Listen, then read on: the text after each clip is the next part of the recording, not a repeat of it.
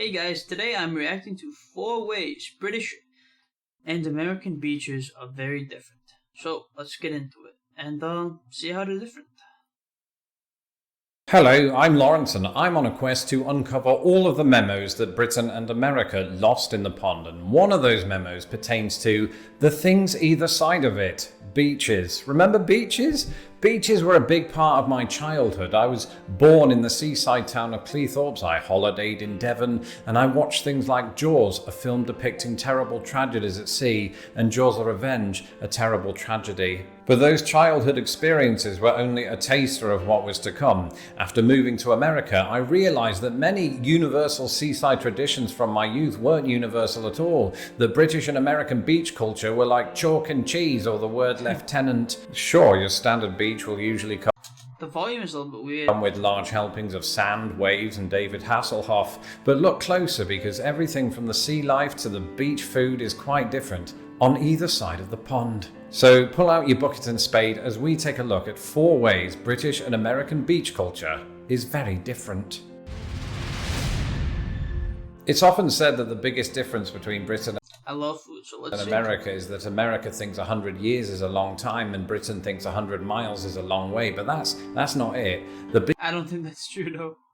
Although maybe 100, yeah, maybe the distance thing might be true for. Okay. biggest difference is food. And while that's the sort of thing that I might say after subsisting only off a single fajita, it's even true at the seaside. For instance, my American wife had never heard of sticks of rock.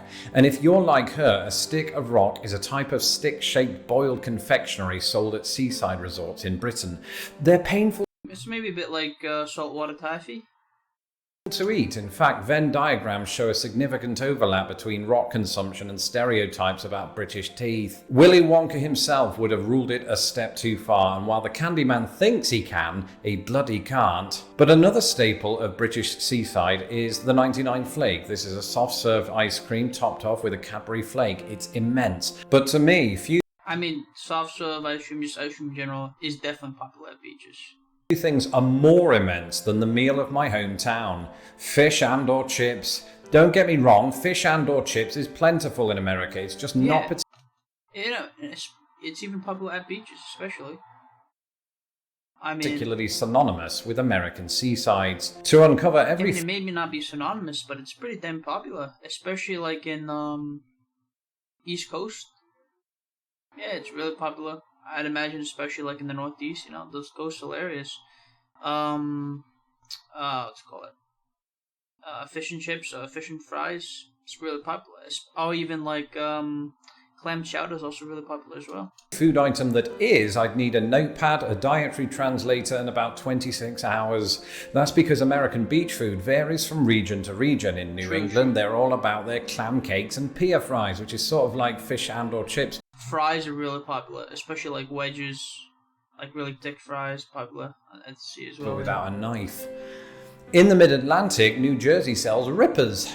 These aren't tiny clones of Peter Sutcliffe, but a type of hot dog that bursts after being deep-fried in oil. I want that right now. In the Great Lakes, particularly I mean, hot dogs are pretty popular in general, but yeah, especially like for beaches as well. in Michigan, something that smelled fried was fried smelt. Fried smelt is basically tiny battered fish, but it's also the reason my cat is staring at me right now with all the intensity of Quint from Jaws. On that note, southern beachgoers apparently need something with a little bite. Restaurants accommodate this by putting fried alligator on the menu. At first, I assumed this was just another American food title that comically incorporated animals. You know, like Elephantia, Puppy Chow, and Hello Panda. But fried I'd imagine this would be pretty popular along the Gulf Coast. alligator is actual alligator. And in case you're wondering, the meat can only be legally sourced from alligator farms, which apparently exist outside of the James Bond universe. Bearing the berry imported from Brazil, acai bowls are all the rage on the West Coast, where it's important to have a beach body like Dwayne "The Rock" Johnson or Oh, poke is also pretty popular. Yeah, it's good. YouTube sensation Lawrence Brown. In the Pacific Northwest, people dig for and eat razor clams. Despite their name, razor clams are not suitable objects for shaving with. If I could speak to my younger self, that's what I'd tell him. And in Hawaii, they're all about their poke. And when I say their poke, I mean it. This fish salad Yeah, they made it. They invented it. originated on the islands along with the ukulele and the surfboard. Speaking of which, But poke is even popular in the mainland now, yeah. so What much else, though? I said clam chowder before. Like salmon is pretty popular. Just getting some grilled salmon or some grilled fish. Tuna steaks, yeah. Lots of food like that. And like a cold drink, I guess. Some iced tea. for edible objects. What about the kind that you don't stick in your mouth? This should definitely apply to windbreaks, which are useful for breaking coastal wind, less so for breaking your own. They were all over British beaches when I was a kid, and by all accounts you still see them, but I wasn't sure of their popularity stateside, so I fielded responses on Twitter. On the whole, my American followers arrived at my consensus that windbreakers aren't really a thing over here. This accounts for why George Lucas wrote lines about sand getting everywhere. Moreover, the British have another way of evading the elements. Lining the sands of several beaches up and down Britain, beach huts are also used by beachgoers for getting changed, storing belongings, and definitely not for acting out the name of a fruity cocktail. But there's one other thing to note about beach huts. You're far less likely to find them in America. This is perhaps not surprising, given that the southern and eastern coasts frequently endure enormous hurricanes. But if America did have them, there's one item that they're more likely to store than us Brits: surfboards. While surfing has made some waves in Britain, it ain't got nothing on America. This calls to mind the song Surfin' USA by rock and roll legends the Beach Boys. Tragically, of course, the song was later covered by Aaron Carter. But modern surfing came to the US in the early 1900s via the Hawaiian surfers Duke Kahanamoku and George Freeth, the latter of whom died during the global flu pandemic of 100 years ago. That said, the relative absence of surfing doesn't mean that Brits don't have anything to ride at the beach, and I'm not just alluding to what they get up to in their It's more like an American thing. huts. I'm talking about donkey rides. Throughout the UK, a popular seaside pastime is riding donkeys on the beach, and this is an activity enjoyed not by humans, but children. As someone who's done it, I'd always assumed that this happened the world over, but by all accounts it's a weird British thing.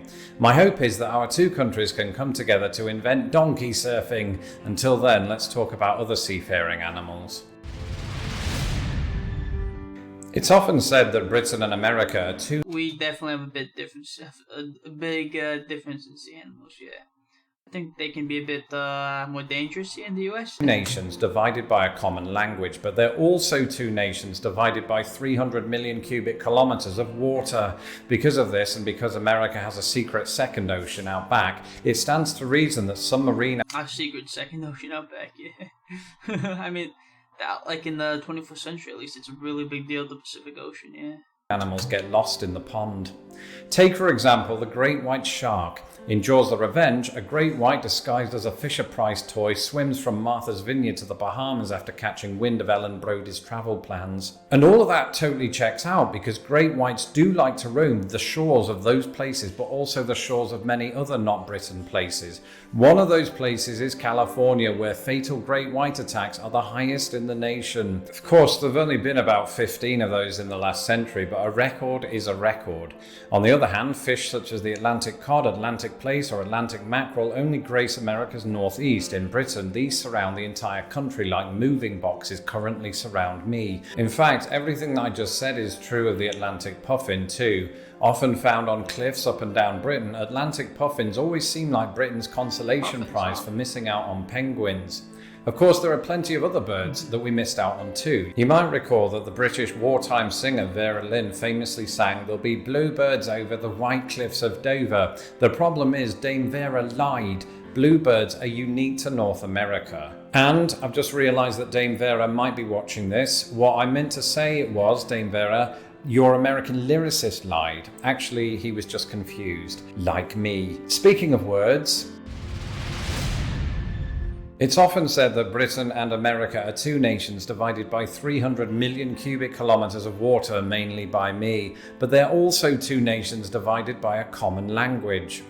Why should life at the beach be any different? Earlier, when discussing food, I neglected to include what Americans call cotton candy. That's because it's available at seasides. Oh yeah, they call it candy floss in the UK, right? I'm not a fan of it personally, but it's okay. On either side of the pond, except in Britain, there's one crucial difference. It's not called cotton candy, it's called dental loss. I'm joking, it's called candy floss. It's sort of the perfect way to distract children as you walk along the promenade, or should I say, boardwalk. It's hard to know because both words have currency in both countries. It's just that promenade is foremost in Britain while boardwalk is more prominent in the US. Equal disparity can be found over the pronunciation of a certain floating device, used for navigation, marking underwater objects, and eliciting the question, what is that thing?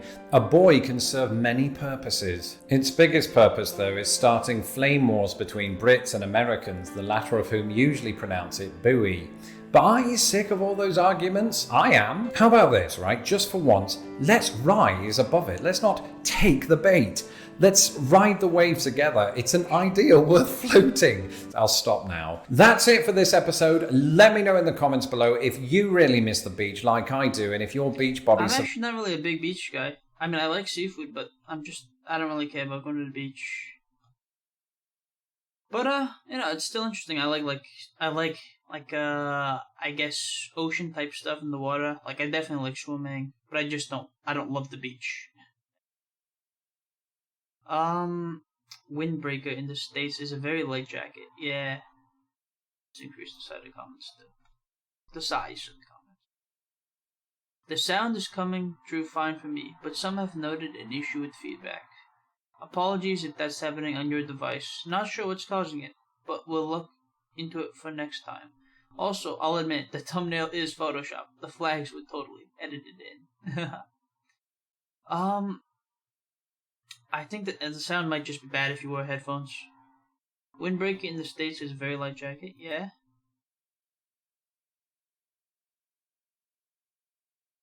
Huh. If you ask an American what a windbreaker is, they will tell you the jacket of someone who fought it. As someone who lives in Jersey and has gone to the shore every year of my life, I gotta say I've never heard of rippers. Funnel cake and pizza are the standard around me, at least. I think, yeah, funnel cake and pizza are definitely popular. Yeah. I've never heard of what a ripper is either.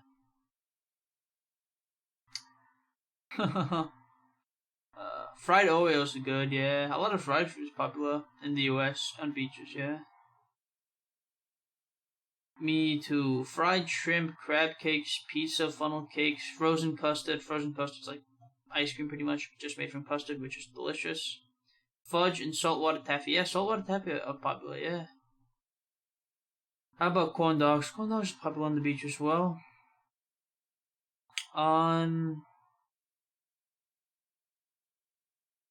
Regarding the tragedy, Jaws the Revenge, a few words from its leading actor, Academy Award winner Michael Caine seems appropriate. I've never seen Jaws the Revenge, but everyone assures me it is terrible. You forgot the main thing. We have sunshine. Lots of it. In the most parts of the US, yeah. But I think the Northwest coast has less sunshine. Yeah, like Pacific Northwest. That's brilliant. 100 years is a long time for an American. 100 miles is a long way for a Brit. I don't think that's true though. I mean, 100 miles is a long way for a Brit, but 100 years is not that long for an American either way. I mean, the country's history goes back before, the US was established even, so there's thousands of years, there's 1,000 years old structures in the US even. But yeah, by the logic, the US is a new country. So is Italy, so is Germany. They're also new countries, stand by that standard. Not for writing by humans, but for children. I love that line. Apparently, people in New Jersey don't go to the shore. We go down the shore. People in New Jersey don't go to the beach, we go down the shore. Okay, so it's just like a slang term, you know? Correction. New England. Lobster rolls, fried clams, clam bakes, and stuffies. I've heard of stuffies, yeah. Lobster rolls and fried clams are pretty popular in the US, for sure. Especially in the Northeast, yeah. Windbreakers are a type of jacket in the USA to keep the wind off one's body. You lost me with beach donkeys, but won me back with donkey surfing. Maryland. Crabs, or should I say Maryland. Crabs, Old Bay seasoning, Drash's French fries, life is good. Yeah, Old Bay seasoning is good. America's secret other ocean outback. That line had me laughing. Cracked me up. Don't forget a landlocked lake beaches to the north. Yeah. The Rust Belt area. The Midwest. A secret second ocean outback. Oh, yeah. Old Bay. People love it, and sorry, but it doesn't taste like anything really. Hardly any zip at all. Larry's seasoned salt is close one, actually has flavor. You forgot saltwater taffy, and definitely crabs Old Bay. Man, this is a really fun video. My memory associated with the beach in Maryland and New Jersey is saltwater taffy. You could watch them on the boardwalk pulling the taffy by an electric machine. This candy is extremely chewy and harder to digest, but lasts forever in the mouth, so kids can't eat a lot of it. Yeah. Saltwater taffy is also popular along the beaches in Oregon. Less sunshine in Oregon, too. Yeah, the state candy of Washington. I thought it would be the state candy of New Jersey. Oh, toffee is different than taffy, though. In the South, you're on your own for food at the beach. Most of the beaches are just that, beaches. Though we host plenty of wonderful seafood restaurants to dine at after we've sand and surfed all day. I spent 1 day a week at the beach in the summer.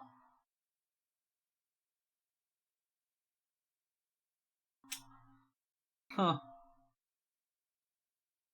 Lawrence talks about donkey riding at the beach. This American. What? Why? Man. When I think of mid-Atlantic beaches, I think of saltwater taffy, blue crabs, and fair fries with malt vinegar. That was back in the 80s and 90s, so it could have changed. I think it's pretty similar even today. When I was a boy, my parents would take me to Jones Beach near where we lived on Long Island. What food would we get? Clam chowder Manhattan style. There's also a Long Island clam chowder as well. When I became a father, I would take my boy to Jones Beach. And what did we get for food? Clam chowder Manhattan style. It's a good tradition. Yeah, Manhattan style clam chowder is like a tomato clam chowder pretty much. It's pretty good. It's different than like Boston clam chowder, which is more like cream and white. The Manhattan one is just red. Man. You always get people on both sides of the clam chowder debate. New England versus Manhattan. I remember a restaurant in Boston that had on its menu clam chowder, New England style, $1.95. Manhattan style, I-95. The I-95 referring to the highway you would need to take to drive from Boston to New York. But it's better off taking a train, though, I will say. Go Mid-Atlantic. Pizza, beach fries, malt vinegar, sauce of ice cream, and saltwater taffy. Man. Yeah, Mid-Atlantic, tri-state area, that region. Like the lower northeast, yeah. This was a great video though, honestly, really enjoyed it. If you enjoyed my reaction, please give this video a like and subscribe to the channel. Thank you so much for watching. Bye bye.